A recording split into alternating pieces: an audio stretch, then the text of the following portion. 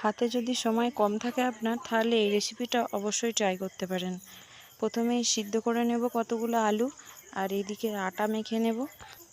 আটাতে কিছুটা নুন, কিছুটা পরিমাণে জোয়ান দিয়েছি, আর কিছুটা ময়ামের জন্য তেল দিয়ে নিয়েছি। আটার ডোটা মেখে নেব, জল দিয়ে অল্প অল্প জল দিয়ে মাখবো। ভালো বেশ নরম করে মাখতে হবে আটার ডোটা, যাতে বেশ নরম হয় পরোটাটা। দেখুন কত নরম হয়ে গেছে আটাটা। এবার লেচিগুলোকে কেটে নেব, একটু বড় বড় করেই লেচি কাটবো, যাতে বেশি করে পুর দেওয়া যায়। পুরের জন্য আমি এদিকে আলুগুলো সিদ্ধ হয়ে গেছে, ঠান্ডা হয়ে যাওয়ার পর আলুগুলো ভালো করে ম্যাশ করে নিয়েছি। এরপর কড়াইয়ে তেল দিয়ে আলুটা দিয়ে দিয়েছি, প্রথমে একটু নাড়াচাড়া করে নিয়েছি আলুটা দিয়ে।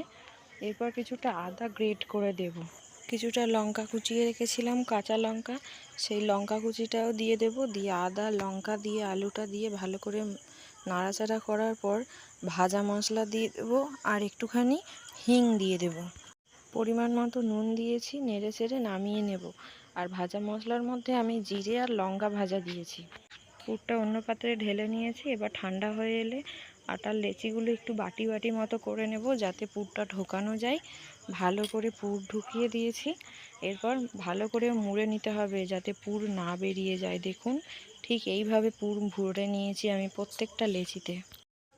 মুখগুলো ভালো করে মুড়ে দিয়েছি, যাতে ভালো করে বেলা যায়, আর বেলতে গিয়ে যেন ফেটে না যায়। দেখুন এইভাবে ভালো করে ভরে নিতে হবে এক একটা লেচিতে পুরগুলো।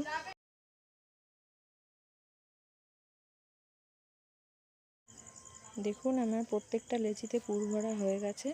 এবার বেলে নেব।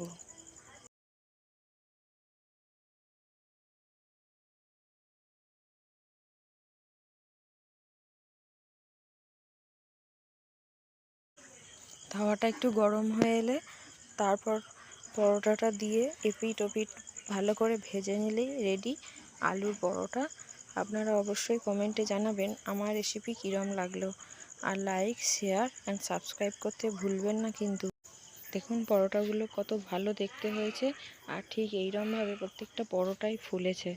আপনারা অবশ্যই জানাবেন গুড় দিয়ে কে কে পরোটা খেতে ভালোবাসেন। আমি কিন্তু ভালোবাসি। আজকের মতো টাটা।